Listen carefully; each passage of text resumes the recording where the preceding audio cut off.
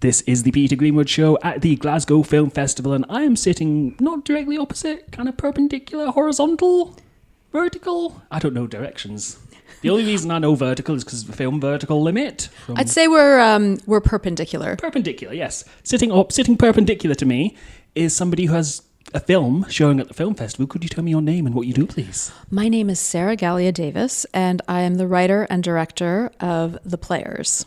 What is The Players? Where did it come from? And how did it get from being an idea to a fully finished film showing at a film festival? Okay, yeah. Well, The Players follows Emily, a 15-year-old girl who joins an avant-garde theater company, only to find herself caught in a web of dangerous power dynamics.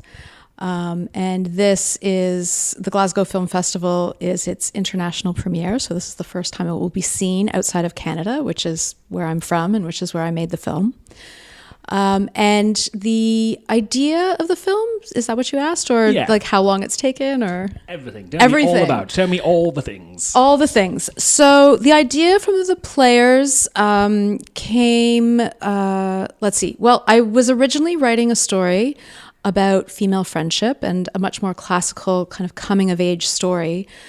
And I myself, when I was a teenager, had wanted to be an actor and had been involved in a lot of fringe and smaller theater productions and companies.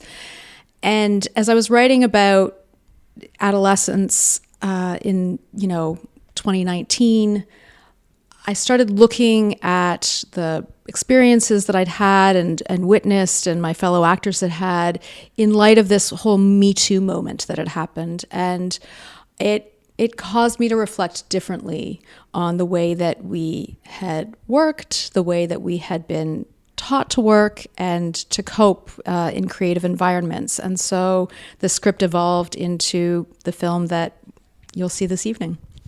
So let's talk a little bit about it, because Emily is 15 in the film, and she, as you said, joins this theatre company, and it's set in 1994. Now, maybe it's the hindsight, maybe it's having seen a couple, I don't want to say thrillers, but dramas. The moment you... Reinhardt? Yeah. I knew it was Ryan something. The moment Reinhardt comes up to her, you look at him and you go, ooh, no. And it builds through the film as you're watching it. It's like, no, Emily, no. How intentional was that as a storyteller for Emily's development and compared to your experiences when you were that old? So in terms of the character, I mean, that was one of the tricky things, was to hold the suspense of what will happen or what might happen. And part of that was actually not showing him too much, because I think, as a festival going or as a movie going audience, we are attuned to certain stories and certain kinds of characters. And especially now that we have started talking more about predatory behavior, we are much more on guard and on the lookout for it than we once were. So it was a tricky balance to try and feel that she was under threat without giving away too much too early. And then in terms of, my experience, I think, working with people in the arts tend to be very creative, very charismatic, and that draws people in. And sometimes, that's a gift and it goes wonderfully well, and sometimes it doesn't. And it's hard to know from the outset which way it will be. And luckily, we're having more conversations around power and how we work in this day and age, so that I think it's not that we've solved the problem by any stretch of the imagination, but it's, I think we're less naive than certainly we were in the 90s. I definitely think so, because looking at from 1994 through a 2025 perspective in I don't want to say a post-Me Too world, because it's still happening, it's still a thing which the whole industry has to contend with. How important was it to you as a filmmaker to show the world before there was a name for it, before it became Me Too? I mean, I think it was important for me to show that for me, myself personally, but for also everyone to understand how we sort of came to this moment. And I think it was, as women working in this industry, there's a lot of ways that you are taught to be and to act, and you internalize that, and then you take that out into the world and you carry it forward and you don't really question it. And then there did come this reckoning where I think a lot of women suddenly saw experiences for what they were, for the first time. And so that was, obviously a very important moment. But to understand how we got there is the way that we change it. Very much so. By understanding and looking and being like, oh, I recognize this at the time, because hindsight is 2020. So understanding it at the time and seeing what's happening and talking to someone about it on set or in the theatre, wherever it may be happening. Mm-hmm. Yeah. I'd like to ask a little bit about your experiences, because you have said that some of this came from your experiences. It sounds like it was a very personal film, and I don't wish to sound condescending or anything, but are you okay? What was it like making this film? Yeah. So, I mean, it's interesting that you say that, because as I said, when I started writing a story about female friendship, it started out as a very autobiographical story about me and my best friend. And obviously, as you go through the writing process, you have to create a narrative that works for cinema.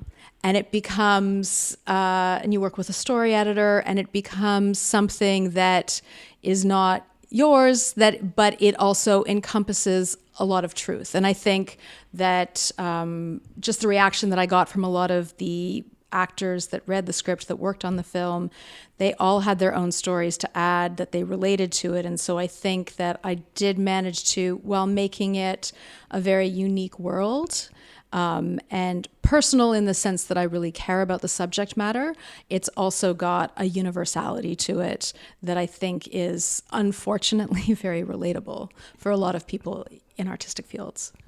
I'd like to ask a little bit about the casting, because when it came to casting Emily, what were you looking for in a performer, and how did you find Stephanie? I felt it was really important to have somebody who felt young and vulnerable. Because I really wanted the audience to have a sense of concern and care for her, which is, I think, where the tension in this film comes from.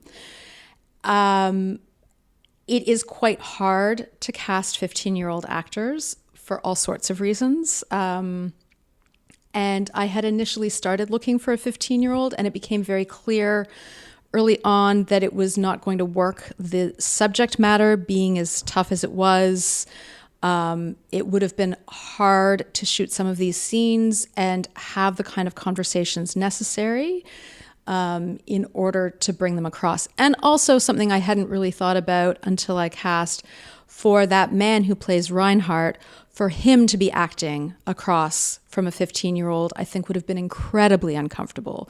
And it was still hard for Eric, I think, in some of those scenes, because even though Stephanie, who we eventually cast after, auditioning loads and loads of girls and women, is 20, and she's very mature and she's very experienced on set. This is her first starring role in a feature film, but she's been in a lot of television. She was a child actor.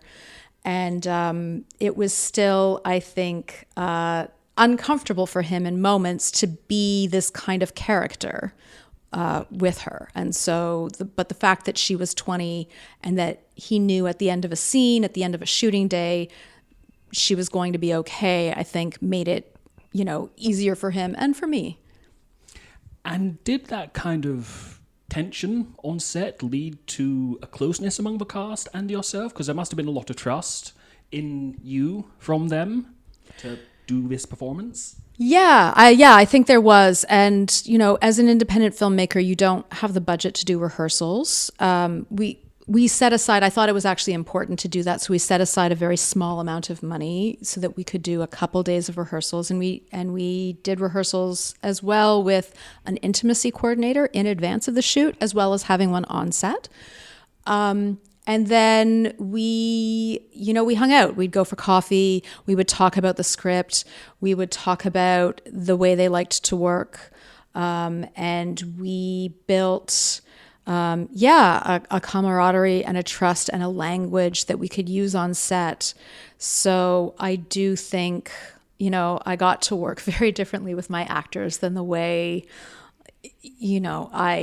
I witnessed when I was coming up in the theater, and that was nice. That must have been like very cathartic. Like I went through experiences, and I am at this juncture stopping certain experiences and talking about these experiences with the next generation of performers. Yeah. It was actually very cathartic, and it was so heartening after the shoot to hear